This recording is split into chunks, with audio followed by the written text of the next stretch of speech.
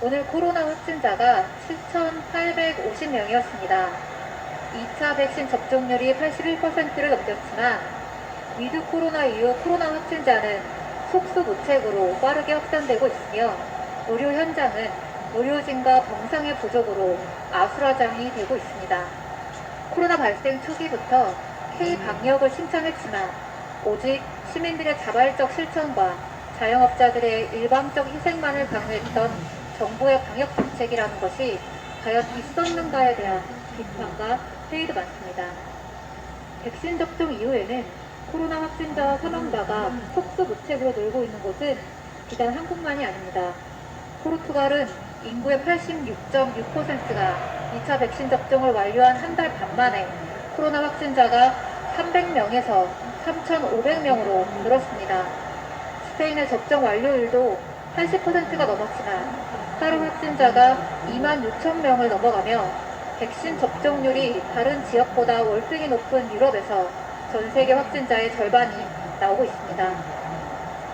과연 백신 접종으로 집단 면역이 가능한가에 대한 의견이 분분한 상황에서 박지원 국정원장은 12월 13일 미국의 담대한 백신 지원 제안으로 북미 대화를 열자고 했습니다. 이인영 통일부 장관은 11월 18일 북한에 코로나 백신 지원 의사를 밝혔습니다. 문재인 대통령도 틈만 나면 북한에 대한 백신 지원을 이야기하며 코로나에 대한 남북 공동 대응을 주구장창 이야기해왔습니다. 그러나 이들의 백신 지원 의사가 수수한 인도적 지원인지 살펴보겠습니다. 지난 5월 11일 WHO 발표 기준으로 북한에서 확인된 코로나 확진자 수는 0명입니다. 북한은 코로나 발생 초부터 강력한 국경 통제와 이동 제한 격리 조치 등으로 코로나 유행을 관리하고 있으며 코백스의 300만 회분의 백신 지원도 거부했습니다. 북한은 세계적으로 변이 발생에 따른 백신 대응에 어려움을 겪고 있는 것을 보면서 과연 백신이 해법이냐 혹은 백신 접종 후 문제점은 없느냐 등의 우려를 갖고 있습니다. 이런 이유로 자신들의 방역체계인 우리식 비상방역체계가 가장 현실적이라고 판단하고 있습니다. 즉 북한은 백신이 아닌 자신만의 방역체계로 얼마 전까지도 수천 명이 모이는 행사를 치르고 있고 백신을 받을 생각이 없다고 하는데 국정원장, 통일부 장관, 대통령, 심지어 대북협력민간단체협의회라는 단체들도 북한의 백신을 지원해 줘야 한다며 미 국무장관에게 서한을 보내고 미국이 북한의 백신을 제한해야 한다는 어줍잖은 제안을 하고 있습니다. 백신 지원의 검은 의도는 여기서 멈추지 않고 대결 정책의 명분으로 삼고 있습니다. 얼마 전 유엔총회 제3위원회는 북한 인권 결의안을 채택하면서 북한의 국민들에게 백신을 접종시킬 것을 촉구했습니다. 북한이 방역을 이유로 인권을 악화시키고 있다는 이유였습니다. 그러면서 유엔은 북한이 국경을 열고 위드 코로나로 전환해야 한다고 촉구했습니다. 위드 코로나 전환 촉구는 유엔뿐만 아니라 앞서 말한 국민협도 마찬가지입니다.